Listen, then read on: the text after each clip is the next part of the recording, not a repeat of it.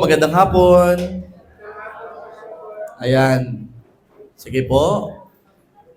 Upo po tayong lahat. Pwede ba batiin mo katabi mo ng masaya ako nandito ka? Sabihin mo sa kanya, napakaganda at napakagwapo mo ngayon. Naniwala ba? Tumawa lang, tumawa lang. Praise God. Kamusta po kayong lahat?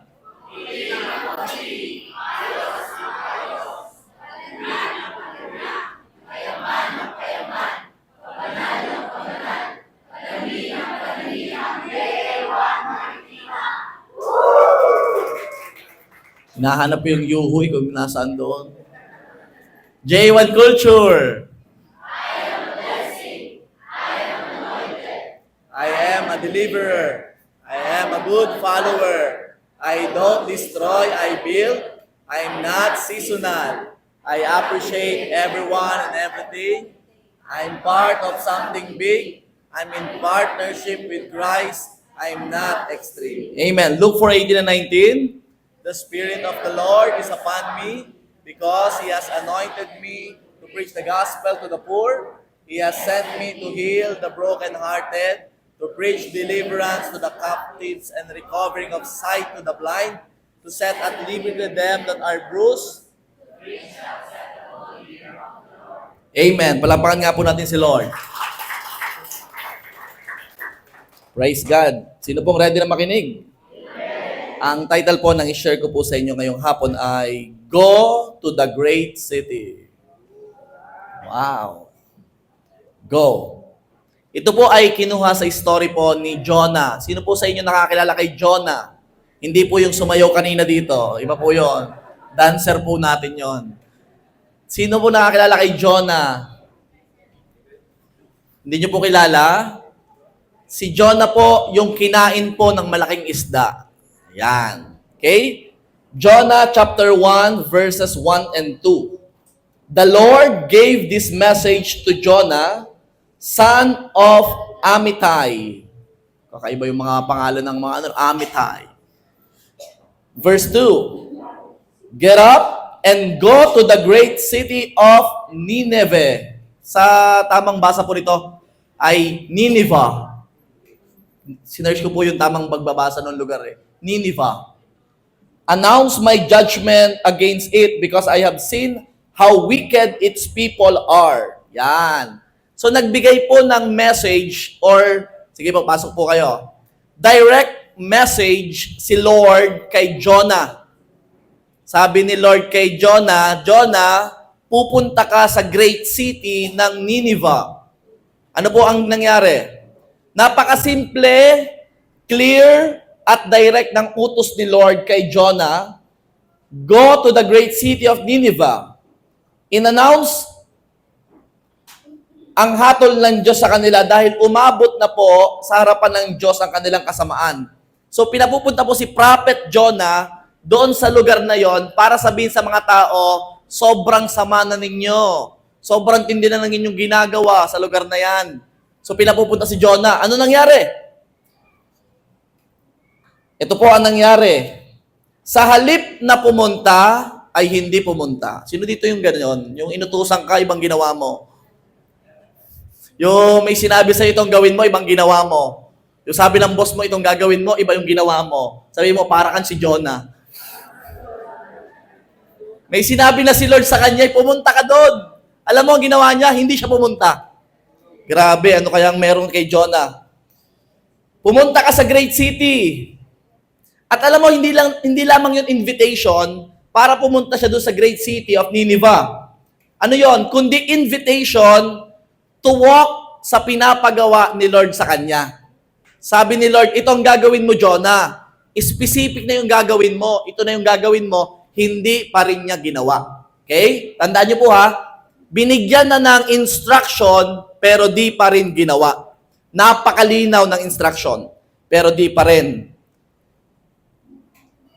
Ang objective ko po ngayong araw na to ay kung ano man ang pinapagawa ni Lord, I pray malakaran mo sa buhay mo. I pray na yung gagawin ni Lord sa buhay mo, malakaran mo talaga.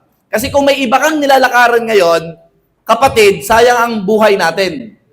Kaya starting now, kailangan maunawaan mo na ang gagawin mo para kay Lord. Amen? Okay, tuloy tayo. Minsan ba napatanong ka na kay Lord na, Lord, ano bang plano mo sa buhay ko? Sino po nakapagtanong ng ganon? Malamang kayo, ano po? Sino nakapagtanong na, Lord, ano ba yung mga tama kong dapat gawin araw-araw? O ito maganda, Lord, bakit pa ako sinilang? Bakit pa ako nabuhay? Sino nakapagtanong ng ganon? Para lang ba kumain, matulog? Kumain, matulog. Yun lang ba ang plano ni Lord sa buhay mo? Hindi ganun lang kasimple ang plano ni Lord sa buhay mo. Meron talagang specific na gagawin si Lord sa buhay mo. Sino naniniwala na magandang plano ni Lord sa buhay niya? O, lahat tayo. So, ang tanong, how to go to the great city? O, pag-usapan natin. Or, ibig sabihin nito, how to walk with the ultimate plan of God in your life. Paano lumakad sa matinding plano ni Lord sa buhay mo? Bawat isa po sa atin may magandang plano si Lord. Kaya dapat maunawaan mo na dapat yun ang nilalakaran mo. Hindi kung ano-anong nilalakaran mo. Okay? Dapat yun talagang plano or ultimate plan ni Lord sa buhay mo. So how to go to the great city? Number 1, do not go in the opposite direction. Ano ka po yung opposite? Kung halimbawa ay pakanan, pumunta ng kaliwa. Kung pumunta ng hilaga, sabi pumunta ka hilaga, pumunta ka ng timog or ibaba. Di ba? Yan yung opposite direction. At sabi dito, para makarating ka dun sa ultimate plan ni Lord, kailangan you do not go to the opposite direction. Okay? Jonah chapter 1 verse 3. Ituloy natin yung story. But Jonah got up and went in the opposite direction. Yan na, pumunta na sa kabila, Pumunta ka sa Nineveh. Pumunta sa iba. To get away from the Lord. Grabe, tinakasan si Lord. Sabi ni Lord, punta ka dyan. Hindi, Lord, dito ako sa kabila. Tumakas po si Jonah, lumayo. He went down to the port of Joppa, where he found a ship leaving for Tarshish. Sabi niyo nga po, shish! Alam niyo po, pinapunta sa Nineveh, pumunta sa Tarshish. Yun ang ginawa ni Jonah. At ano po nangyari? Ito nangyari. He bought a ticket and went on board, hoping to escape from the Lord by sailing to Tarshish. So sumakay po siya ng malaking boat para lumayo sa pinapagawa ni Lord. Sinong medyo ala Jonah dito? Yung alam na yung gagawin, palayo-layo pa kay Lord. Yung patakbo-takbo kung anong ginagawa. Yung maisipan na makabalik kaya kay Lord. Ay, wag na lang kaya. Yung pa gano'n, pa Jonah. Palayo-layo, patakbo-takbo. Mauna muna kaya ito. Mauna muna kaya ito. Si Lord na may makakapaghintay, yan ala Jonah ka. Para kang si Jonah. Verses 1 and 2, malinaw na malinaw. Alam ni Jonah kung ano ang plano ng Diyos sa buhay niya. Anong plano? Pumunta sa great city of Nineveh. Yun ang plano. Aware siya sa dapat gawin. Yet, pinili pa rin niya ang pumunta sa kabilang dako. Meron ba kayong kakilala ganito? Sinabihan mo na, wag yan, wag yan. Wag yan ang juwain mo. Alam mo ginawa? Ginawa nga. Jonah. Ito pa, sinabihan na,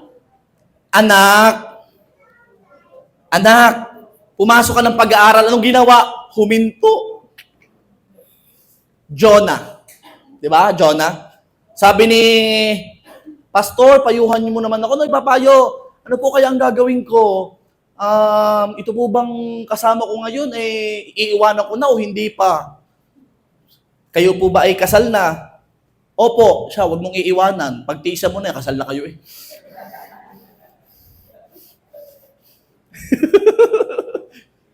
Anong ginawa? Opposite direction. Iniwanan pa din.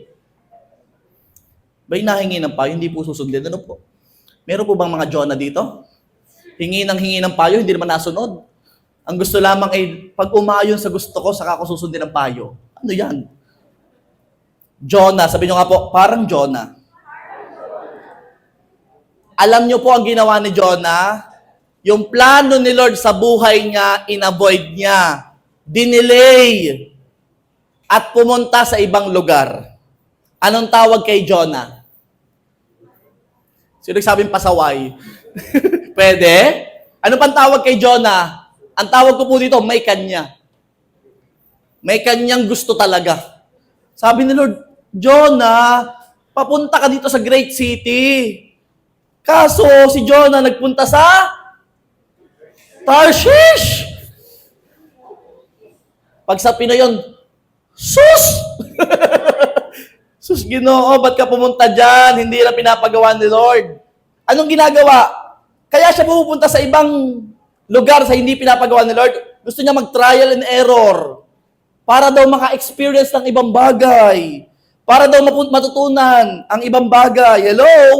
Kung nasa right direction ka na pinapagawa ni Lord, bakit ka pa aalis? Right direction na. Bakit ka pupunta sa opposite direction? Mamaya wrong direction yan. At mamaya wrong turn yan. Mas nakakatakot, ano? Mas nakakatakot. Open your eyes to see that is not the ultimate plan of God. Sabihin mo sa katabi mo, buksan mo ang iyong mga mata. Baka wala ka na sa ultimate plan ni Lord sa buhay mo. Buksan mo. Baka may naglalayo na sa'yo kay Lord. Magpasalamat ka kung palapit ka ng palapit kay Lord. Pag palayo ka ng palayo, ala Jonah ka. Jonah. Pwedeng maganda ang plano mo, yes. Pero hindi niyan matatalo ang ultimate plan ng Diyos na nire-ready sa buhay mo. Pastor, ganito po kasi yung plano ko eh. Ganyan. Wow, ganda ah. Ganito pa kasi, ganito. Tapos tatanong kita, kamusta ang relasyon kay Lord? Yun lang. Ay siya, maganda yung plano mo pero hindi mo tatalunin ang magandang plano ni Lord sa buhay mo. Okay, so, Pastor, gusto ko malaman, paano malalaman kung yung ginagawa ko ngayon ay nasa opposite direction? Paano ko malalaman kung mali yung pinupuntahan ko? Hindi ako pupunta sa great city, pupunta ako dun sa weak city.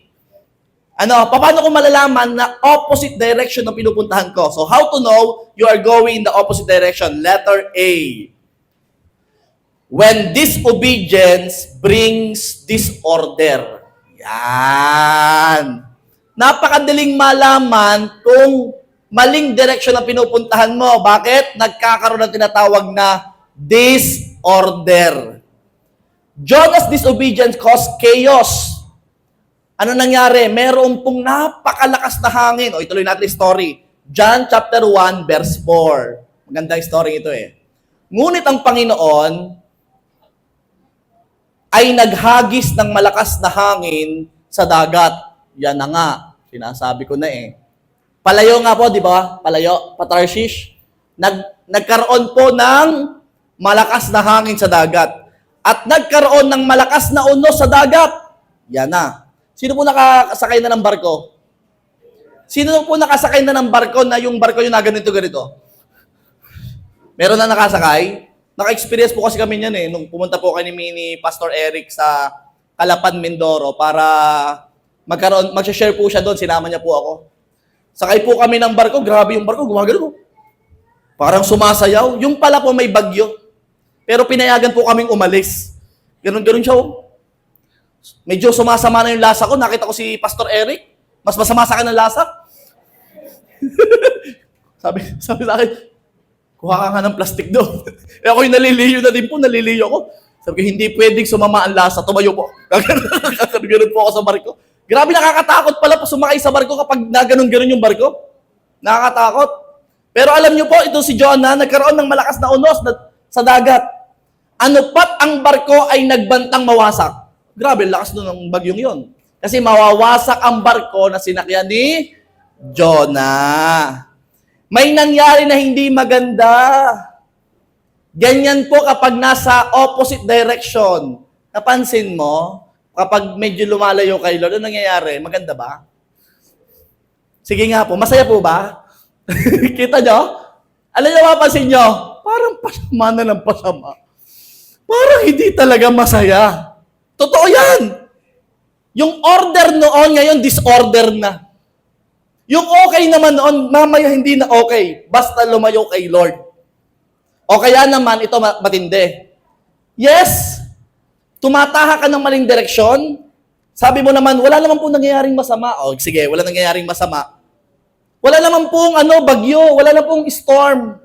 Ang tanong, yun bang nilalakaran mo ngayon, may bunga? Yun lang. Yun bang nilalakaran mo ngayon? Same pa rin ang dati. Be careful.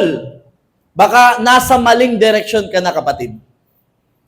At kung minsan, sa plano mo na maayos, yung mga dapat ayusin sa buhay mo, hindi pa rin maayos. Sabi mo, Lord, baka pwedeng unahin ko naman ang sarili ko. Anong verse mo niyan? May verse ka bang ganyan? Self-verse ba? Maganda yan, ha? Wala akong verse na alam na ganyan. Ang alam ko, seek ye first the kingdom of God. Unahin mo si Lord, ang kaharian niya. Pastor, bakit po nga ganun pag lumalayo sa Panginoon, may mga nangyayaring hindi maganda. Yung okay naman, ayos naman, pero mamaya nagkakagulo. May mga sitwasyon na nangyayari hindi ayon sa plano ko. Bakit? Kasi nga, pwedeng nasa opposite direction ka na. Kailangan mong ibalik. Sabi nyo nga po, babalik na po. Kailangan nang bumalik. At huwag kang mag-alala. Hindi talaga plano ni Lord na manggulo. Hindi. Hindi plano ni Lord na magpadala lang basta bagyo sa dagat. No. Plano ka lang i-align ni Lord. Sabi nyo nga po, i-align. Plano ka lang pabalikin. Plano kang pabalikin. God uses this order to bring us back into order. Kaya, matik, pag may gulo, magpasalamat ka na kay Lord. Parang may nakakalimutan yata ako. Ba't nagkakagulo na dito? Bakit parang sa halip na maayos yung buhay ko, parang nagugulo pa? Parang may nalilimutan yata ako. Yan na. Dumadating ka sa point na nag-iisip ka na at mamaya, babalik ka na sa Diyos na pinaglilingkuran mo. Ay, nakakalimutan ko nga pala. Meron nga palang isang Diyos na nagbibigay sa akin ng biyaya kung bakit nagtatagumpay ako.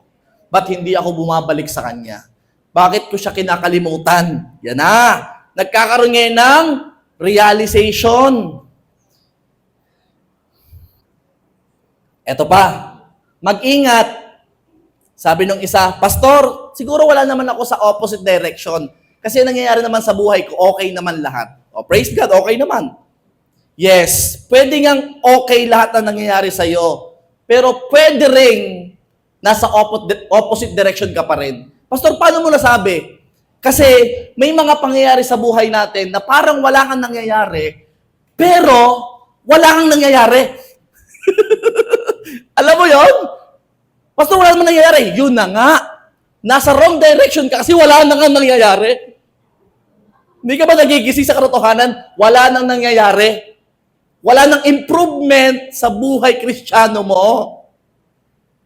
Sabi mo sa katabi mo, partner, wag kang si Jonah. Makinig ka kay Lord. Alis ka na ng alis. Ayan. Alam nyo, di ba nagpadala ng bagyo na, no? Halimbawa, yung barko sinasakyan mo, may bagyo na, nagkakagulo ng lahat. Ano ginagawa mo dapat?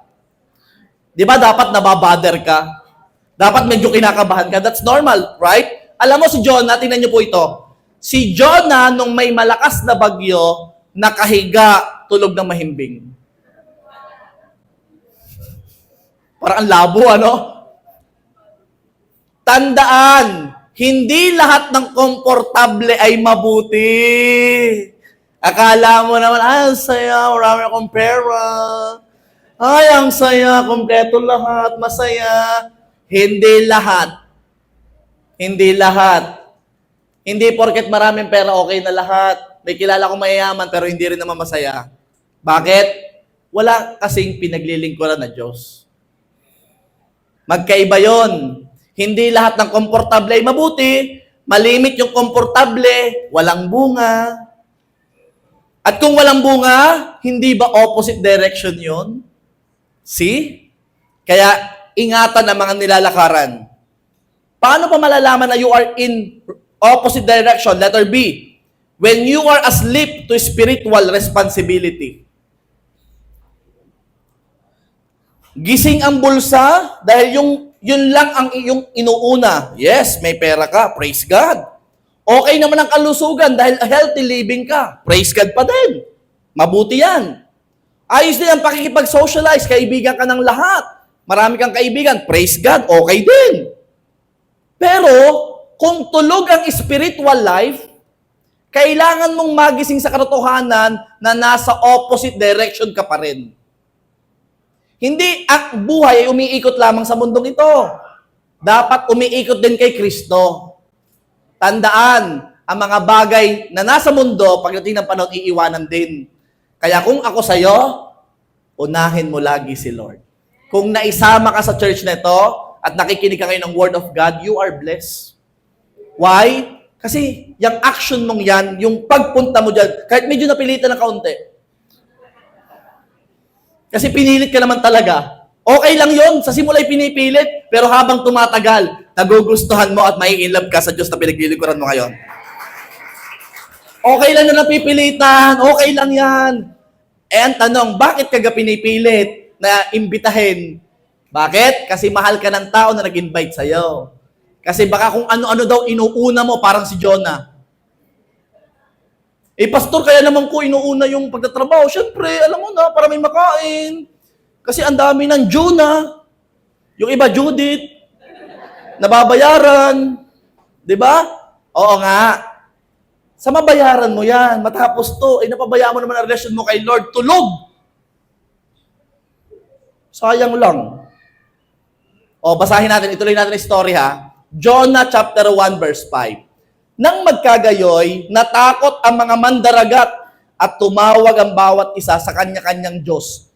Gusto ko yun eh. Gusto ko yung verse na yun. Ibig sabihin, lahat po nung nakasakay sa barko, may kanya-kanyang Diyos. Iba't iba nun yung Diyos. Siguro ang Diyos na rin si kung sino man. Ang Diyos na rin kung sino man. Halimbawa, ang Diyos, wala na akong babagit ibang Diyos, basta magsabi na kayong ibang Diyos.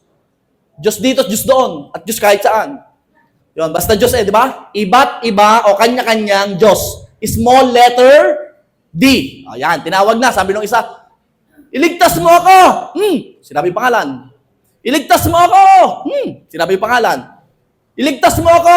Garni-garni. Kung sino man yun. Yun ang Diyos niya di ba? Ito lang maganda. At kanilang inihagi sa dagat ang mga daladalahan na sasakyan upang makapagpagaan sa kanila. So, binawasan nila ng karga yung barko para gumaan ng konti. Samantala, si Jonas, di ba si Jonas ang may dahilan? Kita mo yung mga Jonang yan. Yan pang may dahilan, apektado ang iba. Kaya mag-ingat kayo ha. Christian, hinahabol ka na nga ni Lord, patakbo-takbo ka pa. Kaya mamaya apektado pa yung iba. Lalo na yung mga ano dito, yung mga, ang tawag ko dito, ang tawag ko sa'yo, mga unang naging Kristiyano sa pamilya, huwag kang pawala-wala pa Jonah. Apektado yung iba. Di mo, hindi nakapunta ng church kasi wala ka. Di ka? Di ba? Ito nangyari. Samantalang si Jonas ay nasa ibaba, sa pinakaloob, talaga nagtago, pinakababa na, pinakaloob pa. Na bahagi ng barko na doon ay nakahiga siya at nakatulog ng mahimbing. Ang labo nito si Jonah eh. Alam kasi ni Jonah, siya ang may kagawan at kasalanan na ng lahat. Nagtago sila, tulog na tulog. Samantalang yung naroon, iligtas mo ako, iligtas niyo ako, nagkakagulo na sa taas. Siya, tulog sa baba. Ganyan po kapag nasa opposite direction, tulog ang spiritual life, walang pakialam. Walang pakialam. Jonah slept in the ship while everyone else cried out. Umiiyak na yung iba, mamamatay na eh. Tulungan niyo po kami, tulungan. Si Jonah, tulog. Saan ka nakakita? May bagyo, halos mawasak ang barko, pero may isang hindi naka-alarma, tulog. Ano kayang gagawin niyo doon sa isang iyon?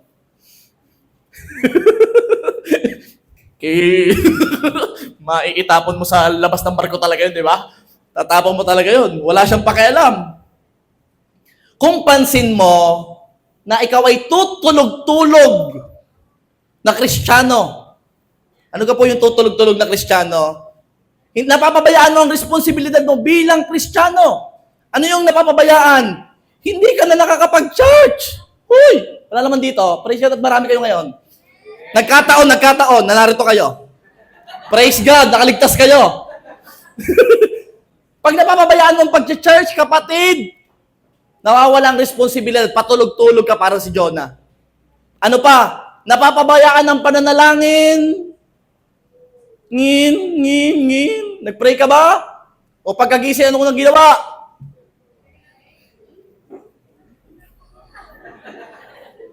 Nako po, inuuna pa yung cellphone bago yung may-ari ng lahat. Kapag napapabayaan ng pananalangin, kapatid, nasa opposite direction ka, manalangin. Sabi mo sa katabi mo, mag-pray naman. O, mag-pray.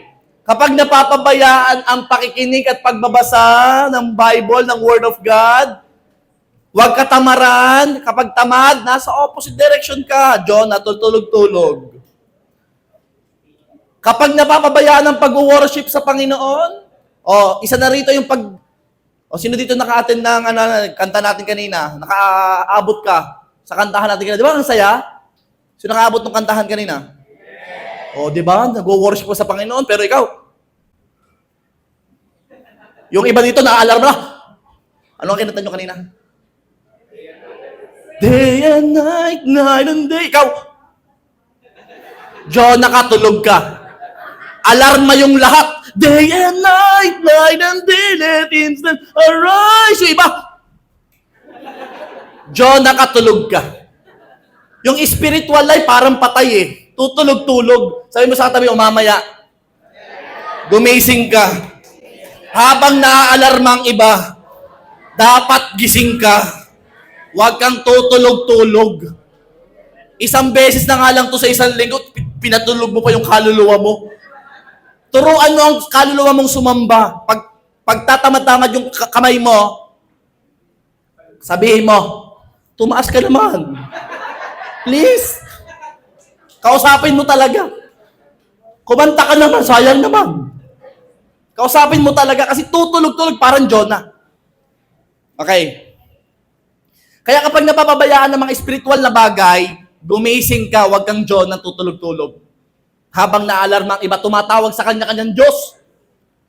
Tumatawag naman sa Diyos eh, iba nga lang Diyos. Si Jonah, yung pinaglilingkuran ni Jonah, yung tunay na Diyos, tinulugan pa niya.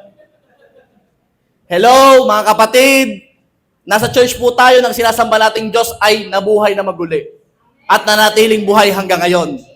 Kaya kung ikaw'y tutulog-tulog, abagising. Mamaya lalapit ako. Kanta. Awit sa Panginoon, awit sa Panginoon. Huwag kang manood sa mga tao, huwag kang manood. Ay tunay na Diyos ang sasambahin eh. Noon nga, hindi tunay na Diyos sinasamba mo. Lalo na ngayon na tunay na, dapat naman tunayin mo na talagang pagsamba. Amen? Praise God. Meron pong nag-chat sa akin. Yan. Testimony muna tayo na may nag-chat. Hindi ko na sasabihin ng pangalan, baka mautangan nyo pa. Matanong nyo pa siya. Sabi niya sa akin, maraming salamat po sa inyong preaching po nung Sunday, Pastor, nung last Sunday. Hindi ko na sabi ko sino to. Biyaya po, grabe po ang impact sa akin. Para po akong kinakausap nyo po. Aba? Para daw siya kinakausap. Pero preaching ko naman yun sa lahat. Ano? Yun ang sabi niya, ha. Yung may nakalagay siyang ha. Nalagay ko yung ha. Sabi niya, then sobrang daming realization. Sobra po akong na-guilty.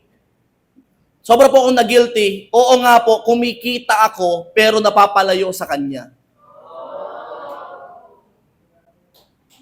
Tapos na po ang preaching. Nakita niyo yung word niya? Kumikita pero malayo sa kanya. Parang wala din, ano? Parang ang lungkot din. Ito ang sigurado. Ang opposite direction ay kung alam mong napapalayo ka sa kanya.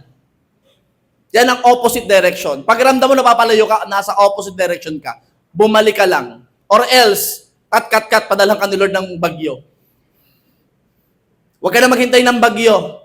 Sabihin mo agad sa kapitan, kapitan, ibalik mo. Ibalik mo, babalik ako. Okay? O, letter C. Ano ang pinag-uusapan po natin? Paano malalaman na ikaw ay nasa opposite direction? Letter C. When other people talk about the right direction. Yan na. Maganda to. John chapter 1, 6-8. O, ituloy natin yung story. Sa gayoy, dumating ang kapitan. Ayan na, dumating na yung kapitan. Yung captain.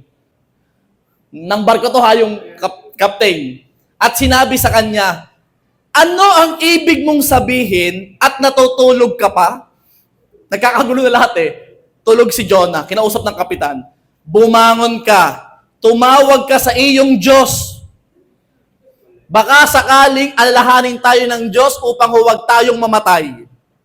Kasi hindi tumitigil yung bagyo, tinawag na nung isa yung Diyos niya, yung Diyos nito, Diyos nito, Diyos nito, lahat tumawag sa Diyos nila, hindi tumigil ang bagyo. Kaya ang expected nung captain, yung Diyos ni Jonah na lang ang hindi tinatawag. Di ba? Eh tinawag ng lahat, hindi tumitigil ang bagyo. Ibig sabihin, ang choice na lang nila, yung Diyos ni Jonah. Jonah, tumawag ka sa Diyos mo, please. Mamamatay tayo dito. Di ba yun ang ibig sabihin ng story? Oh, kita nyo na. Ganyan po, pag nagbabasa ng word, talagang mukhang naroon ka sa eksena. Ganon talaga. Para kayo nanonood ng teleserye, di po ba? Sino yung mga nanonood ng teleserye? Yung pa may mga comment, side comment pa kayo, siguro yun ang mga, yun talaga ang kontrabida yan. Ako, kita-kita ko yan. Ganyan din pag nagbabasa ng word of God. Mine-meditate po yan. O, ito na. Sinabi nila sa isa't isa, nakaka-excite yung story. Pumarito kayo at tayo'y magpalabunutan upang ating malaman kung dahil kanino dumating ang kasamaang ito sa atin.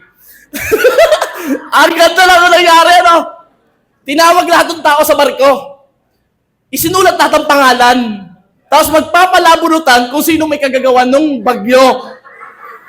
Nai-imagine nyo ba yung story ito? Amazing! Hindi ito pagkain ng tao ng isda. Hindi lang yon. Ito yon, nagpalabunutan. Ito na. Kaya't nagpalabunutan sila at nabunot ay si Jonas. Si Jonah ang nabunot.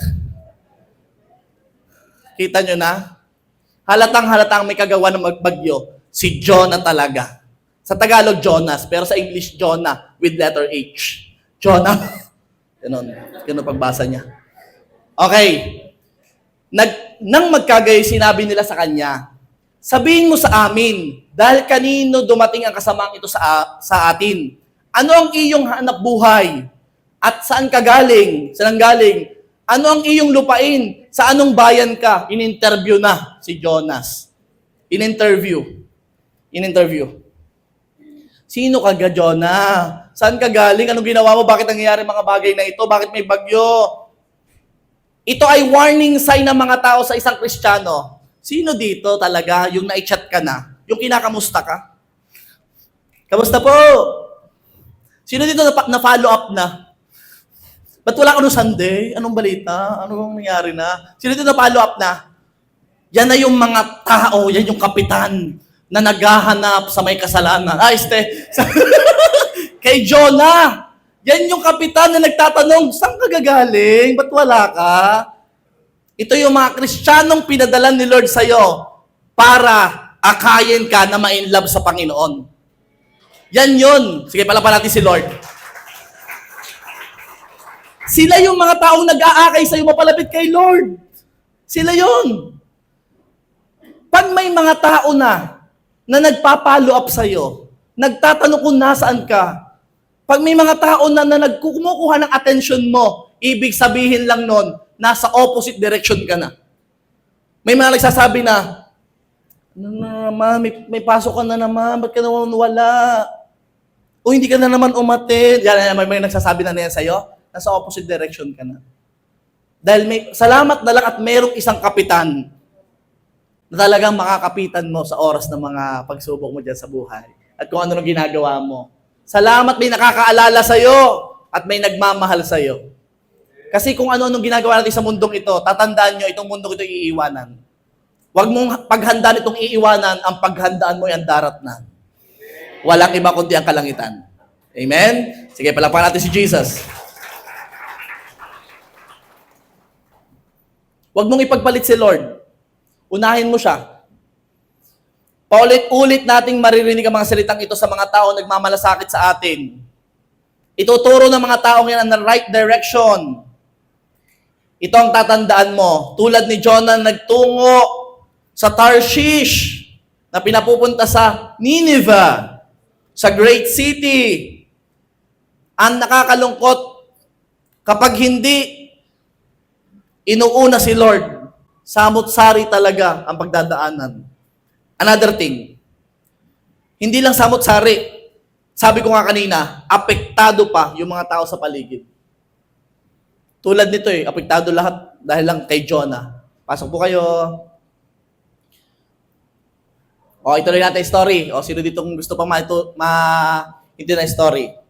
Jonah chapter 1 verses 9 to 12. Basahin natin. English naman para mas maganda yung pagkakasagot. Jonah answered. Sabi ko sino ka? Taga saan ka?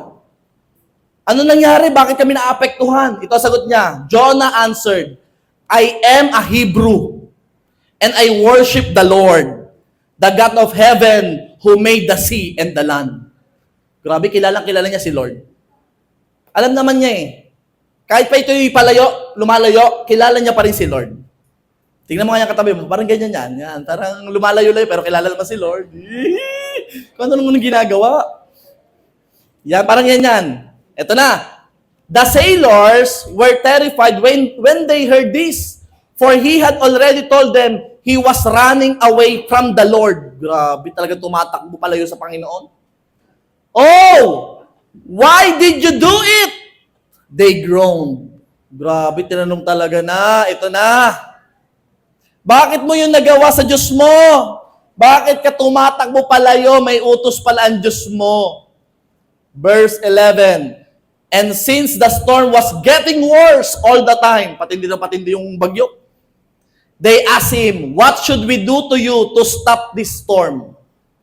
Anong gagawin namin sa'yo para tumigil ang bagyo? And verse 12, throw me into the sea. Sabi ni Jonah, itapon niyo ako sa karagatan, sa dagat. And it will become calm again. I know that this terrible storm is all my fault. Alam naman pala siya may kasalanan. Patakbo-takbo pa sa Panginoon. Yan ba katabi mo, medyo patakbo-takbo kay Lord yan? Kung saan pupunta ba yan? Mukha po mukhang patakbo-takbo nga po ito. Pag medyo patakbo-takbo yan, kapatid, ipalo up mo talaga yan. Alam naman ni Jonah, naghihintay pa ng confirmation sa ibang tao. Kung alam na, balik na. Alam na Kaya pagdating ng verse 13, instead, the sailors rowed even harder to get the ship to the land, but the stormy sea was too violent for them and they couldn't make it. Alam mo, napakabait nung mga sailors. Kababait nung mga nag-aalaga sa inyo Parang mga sailors, anong ginawa? Sabi ni Jonah, sabi ng mga tao, anong gagawin namin para tumigil ang bagyo? Anong sabi ni Jonah? Itapon niyo ako sa tubig, sa dagat. Anong ginawa ng mga sailors? Hindi itinapon siya sa dagat. Anong ginawa niya? Inilaban nila yung barko, makalapit sa pampa, pero wala pa rin nagawa. Ibig sabihin, kapatid, yung mga taong nagpa-follow up sa'yo, may sarili-sarili din yung pinagdadaanan sa buhay. Pero alam mo, iniintindi ka pa rin. Lumalaban pa rin para sa'yo. Kahit alam na nila ang dapat gawin sa iyo, kailangan ng paluin. Ito talaga yung makulit takbo na takbo sa Panginoon. Pero hindi ka pinapalo. Anong ginagawa nila? Minamahal ka pa din, iniintindi ka. Di ba? Minamahal ka, minsan nililibre ka pa. Sila yung sailors. At ano po ang nangyari? Kahit sila yung nagsasuffer, hindi pa rin nila agad tinapon si Jonah sa tubig. Instead, gumawa pa rin sila ng ibang paraan. Baka sakali. Sino sila? Sila yung mga spiritual parent nyo na nag-aalaga sa inyo. Alam nyo po ba, ako na lang, personally, by God's grace, alam nyo po ba, every time na kayo po ay nawawala, nasa isip namin kayo. Kayong lahat, every time na meron ditong umaalis, Lagi kong nasa isip, nasa kaya si Lods? Baka ito yung nasa Isabela, sinama ng kanya, ay, naroon pala, makasama yung pamilya niya. Nasa utak namin yon, hindi kayo nawawala sa isipan namin. Ganyan kayo katindi sa amin. Kahit pa isang buwan kayo nawala sa isip namin, hindi pa rin kayo nawawala. Lagi pa rin namin kayo naiisip. Yung iba dito, pinupuntahan pa kayo sa inyong mga tahanan. Di ba? Na-imagine nyo ba yon? Kasi ganun kayo kamahal nila. Bakit? Ang pinaglalaban namin dito, hindi panlupa, hanggang panlangit. Kaya ganyan katindi magmahal ang mga yan. Amen? At ito ang biyaya po ni Lord. So ginawa na lahat ng paraan nila. Pero ano nangyari?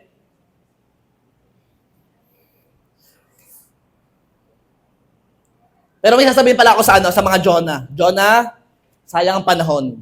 Huwag nang patakbo-takbo sa Panginoon. Kahit pa sila paulit-ulit na magpaalala sa'yo, at hindi sila napapagod, kapatid, gumising ka na naman. Balik na kapag nasa opposite direction. Balik na kay Lord. Jonah chapter 1 verse 14, dahil may pagkakataon, ito lang nangyari. Abangan. Then they cried out to the Lord. Umiiyak sa Panginoon. Lord, capital letter L na. Napasin nyo? Kanina tinatawag yung kanya-kanyang Diyos. Ngayon, yung Diyos na lang ni Jonah. Yung Diyos na lang ni Jonah. Cry out to the Lord ni Jonah. Jonah's God. Oh, kita nyo? Napasin nyo? Lahat nung nakasakay doon, may kanya-kanyang Diyos nung simula. Pero nung tumagal, isa na lang ang Diyos niya. Yung Diyos ni Jonah. Bakit alam nila yung Diyos nila walang nagawa? At walang nagagawa. Eh, tumawag lahat kay Jonah's God. Oh, grabe yung pangalan na, no? Nagkaroon ng pangalan, Jonah's God. Oh Lord, they pleaded, don't make us die for this man's sin. Grabe. Eh kasi nga mamamatay na sila eh. Pag talagang mamamatay na, wala tayong magagawa. Talagang todo na sila. Nagpi-plead na sila sa Diyos ni Jonah. Nagpalit na sila ng Diyos. Kasi wala nagawa yung Diyos nila. Kasi ang Diyos ni Jonah buhay. Eto na, tumatawag na sila. Don't make us die for this man's sin, and don't hold us responsible for his death. Oh Lord, you have sent this storm upon him for your own good reasons. Grabe. Grabe yung mga kasama sa barko. Anong ibig sabihin nitong huling sinabi niya? Pinadala daw ang bagyo for own good reasons. Ibig sabihin, may mabuting reason si Lord kung bakit nangyayari. Hindi para mamatay silang lahat. May mabuting dahilan ng Diyos kaya nangyayari. Kasi yun ang tanging pangit na pangyayari, nagigising sa maling desisyon ni Jonah. Yun na, yung bagyo. At kung yung bagyo lang hinayaan ni Jonah kaso may mamatay na iba, di na-alarma. Kasi kung siya lang yon, malamang-lamang, kunin mo na ako, ayoko nga sumunod kaso may ibang tao mapapahamak. Wait lang, may iba pala tao, wait lang. So, na-alarma na siya. Kasi nung una, tutulog-tulog Wala siyang pakialam. Pero ngayon, gising na siya. They saw the Lord's great power. Ito na nangyari. Jonah 1:15-16. Then the sailors picked Jonah up and throw him into the raging sea. So, nagwawalang karagatan. Kinuha si Jonah, itinapon sa tubig. And the storm stopped at once. Wow! Na-imagine nyo ba yung eksena? Sobrang lakas ng bagyo, ganunan yung mga tubig. Pagtapon kay Jonah, peaceful ang karagatan. Pag hindi ka napasamba sa Diyos ni Jonah, aywan ko na lang. Verse 16, the sailors were awestruck by the Lord's great power, and they offered him a sacrifice and vowed to serve him. Nagpalit na ng Diyos ang lahat ng nasa barko. Diyos na lang ni Jonah ang sinampa nila. Kasi nakakita ng great power ni Lord. Wow! Praise God. Yung mga tao sa paligid talagang lalong na-inlove kay Lord. Si Jonah nasa tubig. Yung mga tao nakita ang pumayapa ang dagat, si Jonah hindi pa nakikita. Nasa ilalim pa rin ng tubig. Napasin nyo? Yung mga, yung kapitan, yung mga nasa barko, tuwan-tuwa, wow, Lord, you are great, grabe ka. Si Jonah, blub, blub, blub, blub, blub, blub. Nalulunod, nasa tubig. Oh. Letter D na tayo. Paano malalaman na nasa opposite direction ka? Ano ang pangatlo? Kapag may mga tao na nagsasabi sa'yo, kapatid, balik na. May nagpa-follow up na sa'yo. At pang-apat, when God arranges a great fish to bring you back. Grabe na to. Tatandaan mo, kahit patakbo-takbo ka, may inihanda ang Diyos na malaking isda para magdala sa'yo pabalik. Kung ang ina-expect mo'y barko, hindi barko, isda ipapadala ng Diyos sa'yo. Isda. Jonah 1:17. Now the Lord had arranged for a great fish. Ano kaya ang klaseng isda ito? Na kayang kumain ng tao? Tilapia kaya ito? Ano kaya klaseng isda ito? Siguro mga whale shark po ito. Butanding, mga ganun ano. Ito maganda, hindi nyo napansin sa verse. Now the Lord had arranged. So ganito nangyari, ganito eksena. Bago pa itapon si Jonah at bago pa patigilin ng storm, ang bagyo, alam mo si Lord may kakontrata ng isda. Isda. Pag may natapon na tao, kakainin mo. May kakontrata ng isda si Lord.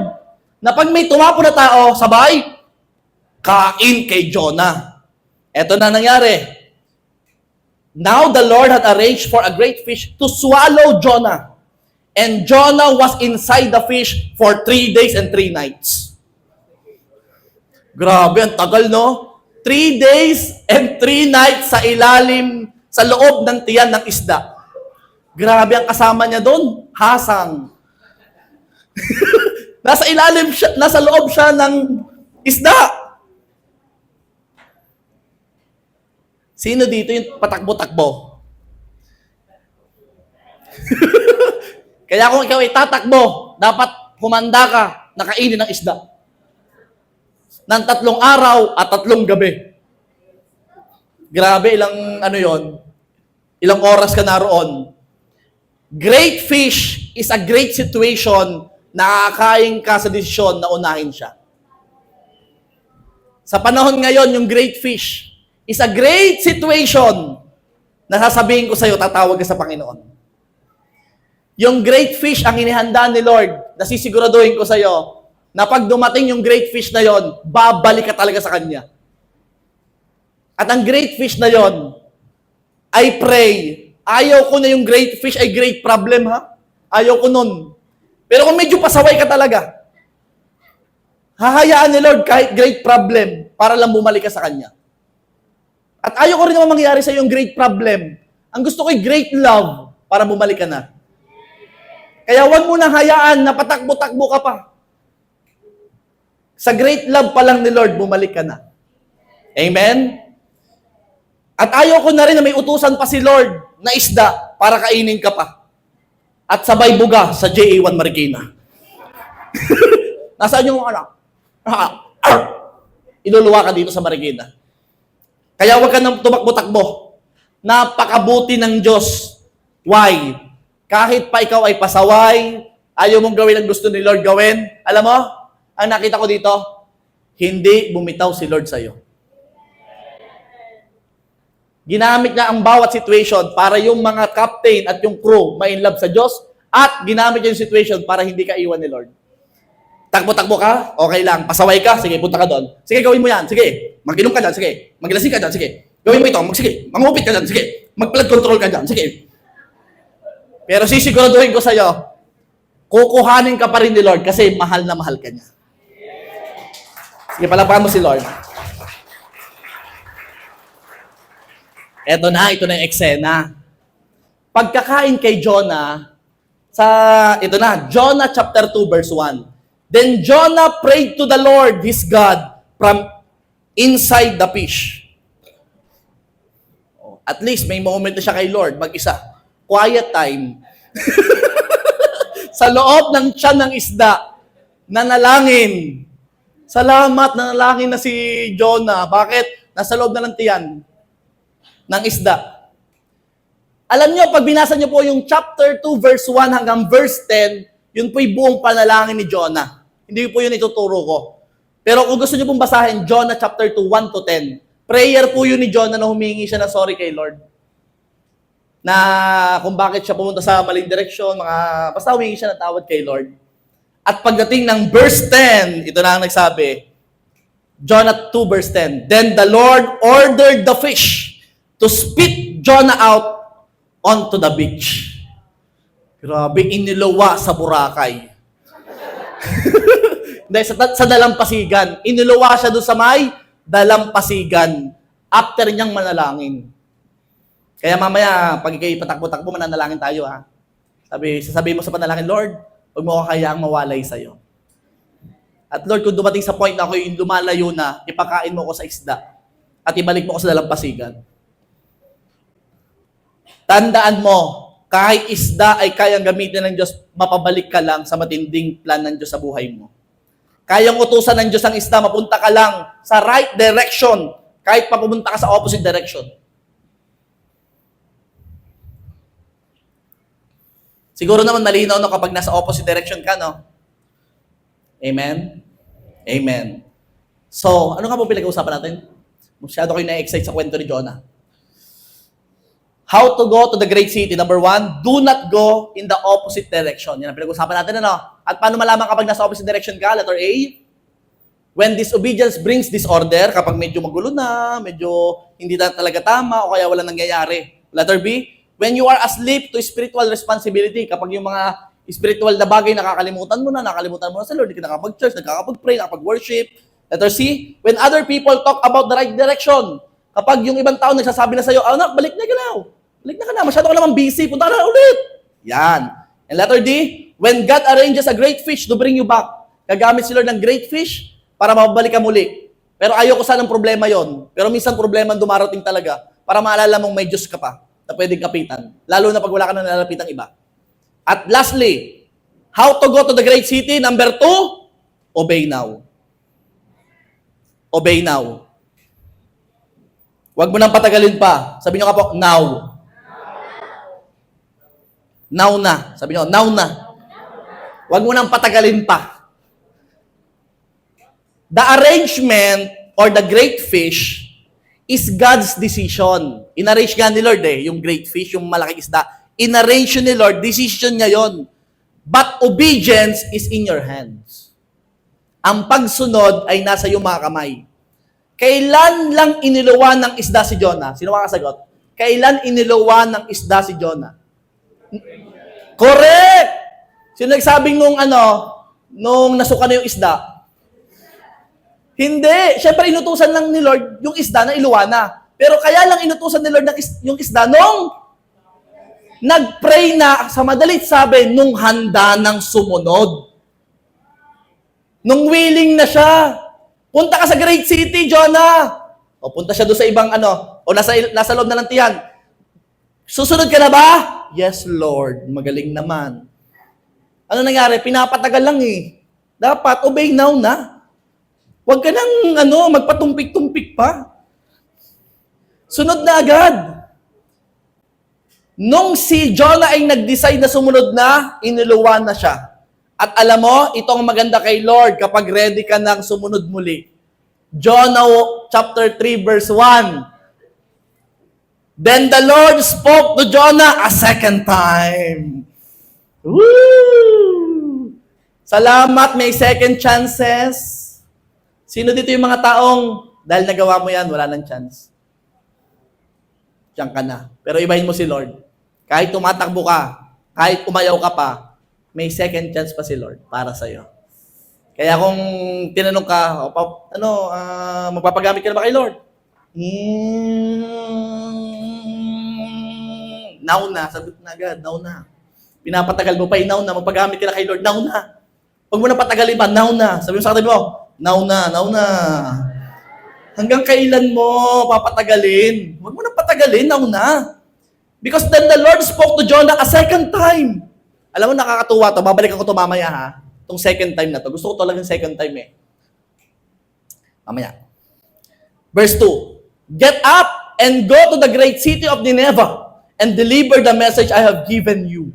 Wow! Kailan to sinabi ni Lord? Kanina, sa Jonah chapter 1 verse 2 din, binalikan niya, inulit lang niya. Ayan, no? Get up and go to the great city of Nineveh. Oh. Same, punta sa 3 verse 2. Get up and go to the great city of Nineveh. Inulit lang yung utos. Pinapatagal pa kasi, dapat nauna. Sayang naman yung panahon. Hindi ka forever bata or malakas. Kaya habang may panahon pa, sugod! Maglingkod. Habang may pagkakataong umattend ng church, attend ka lang attend. Habang may mga paang lumalakad ng mabibilis, nakakatakbo ka pa, umattend ka lang umattend. Habang may boses, gamitin mo. Kung maganda, umawit ka. Kung hindi maganda, diyan ka sa upuan mo. Ano? Alright. Ito na maganda. Verse 3. Itong favorite ko na verse. This time, Jonah obeyed the Lord's command. Woo! Salamat, sumunod din. Susunod din pala. Kung una palang sumunod na. And went to Nineveh, a city so large that it took 3 days to see it all. Grabe, ang laki pala ng Nineveh, kaya pala ayaw ni Jonah. Baka kasi hindi niya kaya. Natakot siya. Kasi yung Nineveh, ano sabi dyan? 3 days to see it all sa laki. 3 araw bago mo daw makita ang buong Nineveh sa laki. Yan po ang nangyari. Kung hindi ka nakasunod nung una at ready kang sumunod sa pagkakataong ito, pwedeng mangyari muli ang ultimate ng plan ni Lord sa buhay mo. If you're willing to obey now, umanda ka. May matinding gagawin si Lord sa'yo. Pero hindi naman ibig sabihin ng second chances ay walang consequences. Meron. Pwedeng meron. Hindi ibig sabihin ng second time ay walang correction. Meron pa rin correction. Hindi ibig sabihin ng second chance ay walang growth required. Meron pa din. Ang ibig sabihin ng second chances ay ito. Sisiguraduhin ko sa'yo, mas stronger ka dati kasi napagdaanan mo na yung umayaw ka dati. Ngayon, na alam mo na kapag umaayaw kay Lord, siguradong mas matibay ka na ngayon. Kasi naranasan mo na yon at ayaw mo na bumalik sa bagyo at makain ng isda. Amen? Sino din gusto magpabalik-balik pa sa mga pinagdadaanan sa buhay? Lord, subukin mo pa ako. Lord, subukin mo pa ako. No? Gusto mo pa may problema? Sunod na agad. If we are willing to obey, get ready. He gives new beginnings with the same calling. Same calling. Kaya kung alam mo ang calling mo, paggamit kay Lord. Malay mo sa church na to, meron pala ditong ibang pastor ha. Baka yung katabi mo, pastor yan ha. Mukha bang pastor dyan? O ano, mukhang ano yan?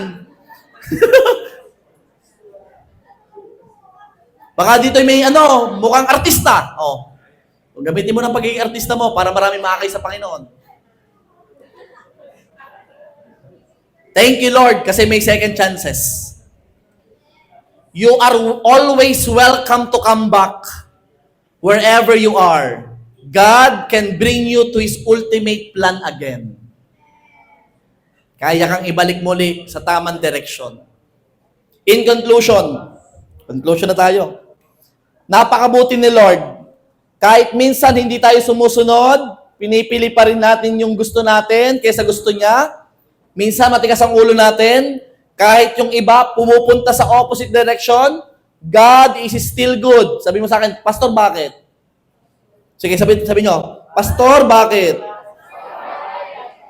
You can be outside God's will and still not outside God's grace. Pakita nga po. Sige. Iyan. You can be outside God's will and still not outside God's grace. Wala ka man sa will ni Lord sa ginagawa mo ngayon, tatandaan mo, ang proteksyon, ang pag-iingat, ang pag-ibig ni Lord ay hindi mawawala sa iyo kailan pa man. Iingatan ka pa rin niya. Naalala ko yung nasunugan si nanay nung junk shop. And chat agad ako kay Tita Hilda nung oras na yon. Sabi ko, Tita Hilda, kamusta po kayo? Parang ano yata, sobrang aga nun eh. Sabi ko, kamusta po kayo? Meron po ba napahamak? Alam nyo, by God's grace, wala pong napahamak sa family po nila by God's grace. Kaya purihin natin si Lord. Kasi kahit nagkaroon ng sunog po doon sa kanila, wala pong napahamak po sa buong family nila. O, meron pa. Iba talaga pag na kay Lord ka.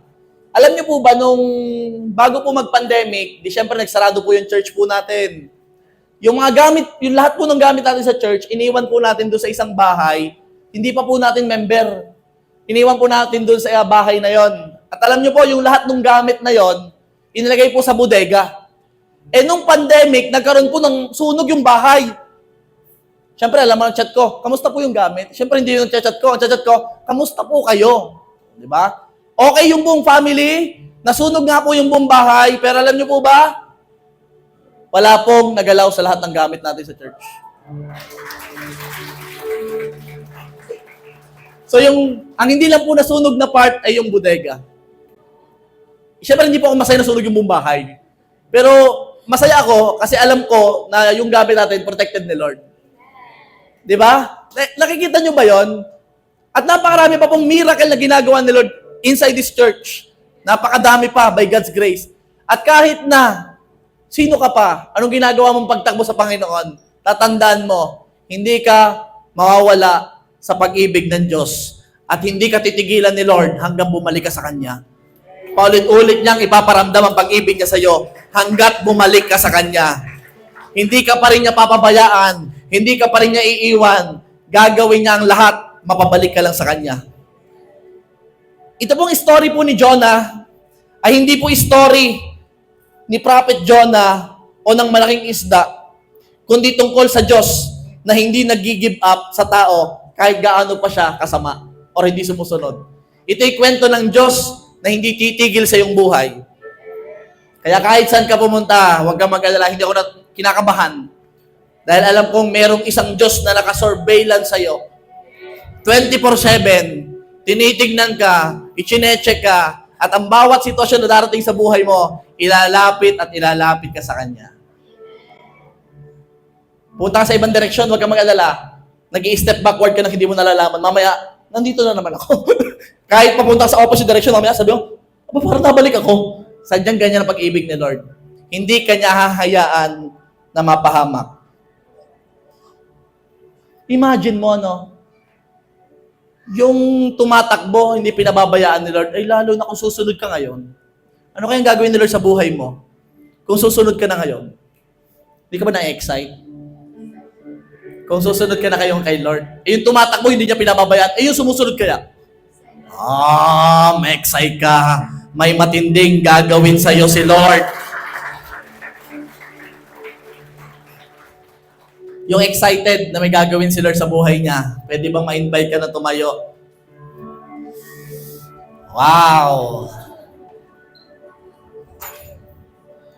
Go to the great city. Obey God now. Go to the great city. Magandang plano ni Lord sa'yo. Kailangan mo lang lakaran. Maganda ang plano ni Lord sa'yo, kaya humanda ka sa matinding gagawin ni Lord sa buhay mo. Kindly close your eyes right now. Close your eyes. Bow down your heads. Kung feeling mo, patakbo-takbo ka. Kung feeling mo, hindi ka sumusunod. Kung feeling mo, pupunta sa opposite direction. Kung ang feeling mo, lumalayo ka sa Panginoon, may iba kang ginagawa right now, tatandaan mo, kailan lang iniluwa ng isda si Jonah nung nagsimula siyang manalangin at sumunod. Kaya ngayong oras na to, I challenge you, pray to God right now at sabihin mo, Lord, babalik ako sa'yo. Lord, uunahin kita. Lord, susunod ako sa'yo. Lord, kahit mahirap, susunod ako, Panginoon. Come on, close your eyes. Talk to God right now. Talk to God right now. Ibuka mo yung mga bibig. Kausapin mo si Lord. Sabihin mo yung mga salitang, Lord, susunod na ako. Lord, hindi na ako lalayo. Lord, simula ngayon, ikaw ang uunahin ko. Open your mouth right now in the mighty name of Jesus.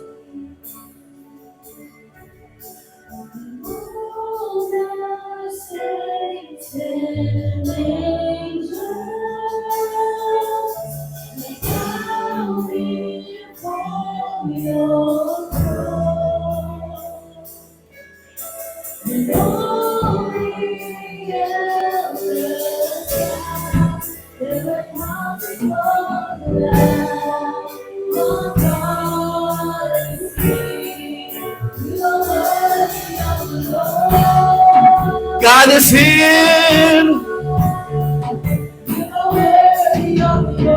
Ang Diyos na sinasamba ni Jonah ay naririto at buhay. Kaya humanda ka. Ang Diyos na nagpapatigil ng bagyo. Right now, sambahin mo ang Diyos mo. Itaas mo ang kamay mo. Dahil ang Diyos na sinasamba mo sa lugar na to'y buhay. Open your mouth. Sing to God.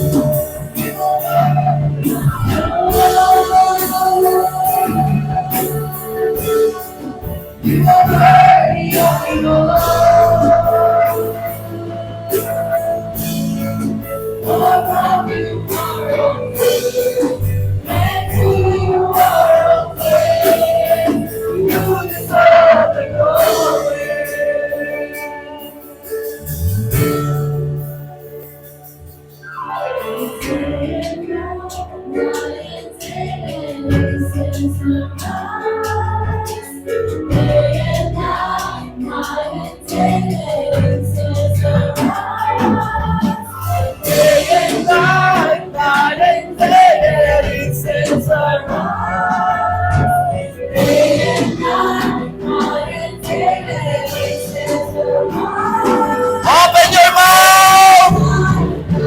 Open your mouth! Shout to God right now!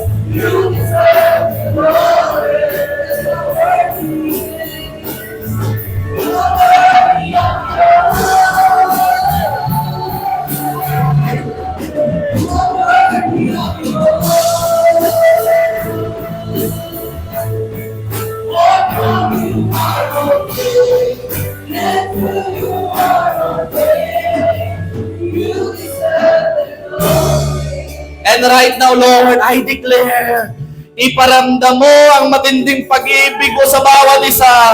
Lord, yakapin mo ang bawat isa. Lord, sa nangangailangan ng pagyakap, Lord, yakapin mo ang taong iyon na mas nangangailangan. Lord, ikaw ay Diyos ng himala. Kaya Lord, lahat ng may nararamdaman sa kanilang katawan, Lord, pinapagaling mo ngayon habang sinasamba kanila, Panginoon. Lord, sa may pinagdadaanan dito, kung ikaw yun na may pinagdadaanan ngayon, itaas mo ang iyong kamay. Sambahin mo ang Diyos na magsusolusyon ng pinagdadaanan mo. Kaya humanda ka sa matinding kapangyarihan ng Diyos na ibababa sa iyo.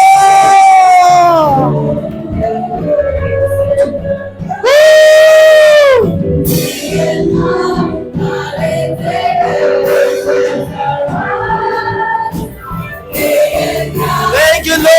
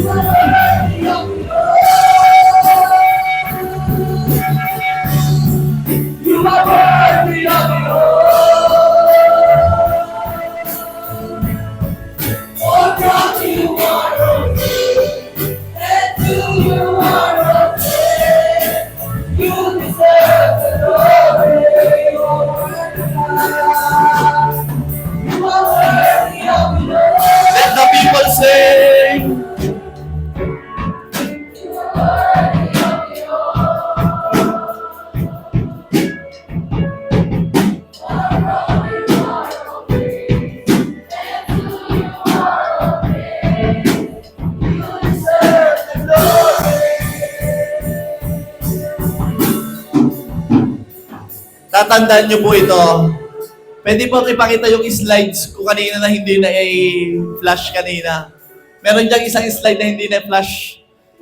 I think, when God says, go, never say no. Pag sinabi ni Lord, go, never say no. Kasi maganda ang plano ni Lord. Maganda talaga ang plano ni Lord. At kung merong mga tao na pumupunta sa'yo para magpakita ng pag-ibig, talagang dapat mong pasalamatan ng taong yun. Kung meron mang nag-aakay sa'yo na mas mapalapit sa Panginoon, pasalamatan mo yung taong yun. Kasi hindi ka titigilan ng taong yun. Dahil yung taong yun ay nagbigay ang Diyos ng burden sa Kanya para ikaw ay ma-inlove sa Panginoon. Kaya right now, may gagawin tayo. Pwede ba natin buksan ng ang ilaw? May gagawin tayo ngayon. Pwede ba sa pagkakataong ito, lumapit ka sa taong nag-invite sa'yo? Sabi mo, thank you sa pag-invite mo, ha? Sige, lumapit ka doon sa tao na yon na nag-invite sa'yo. Huwag kang mahihiya. Sabi mo, thank you. A simple word at sabi mo, thank you. Kasi yung taong yan ginamit ni Lord. Yan yung captain. Yan yung captain. Yan yung sailors. Yan yung taong yan. Yan yung taong yan na ginamit ni Lord. At lagi kang ipapalo up ng taong yan. Huwag kang makukulitan, ha? Pag pinalo up ka niyan. Huwag kang makukulitan. Pag lagi kang sinachok, tinatawagan. Huwag kang makukulitan. Ayan. Thank you so much po. Thank you so much. Thank you so much.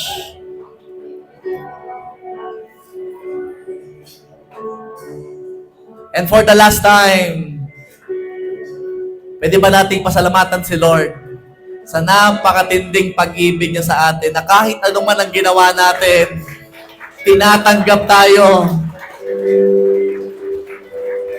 Thank you, Lord God. Thank you, Lord God. Sige nga, ibigay mo ang best clap mo sa Kanya. Thank you, Lord. Thank you, Lord. Thank you, Lord. You are good. You are good, Panginoon. Salamat, Panginoon. Napakabuti mo, Lord, sa aming buhay. Thank you, Lord God. In Jesus' name, amen and amen.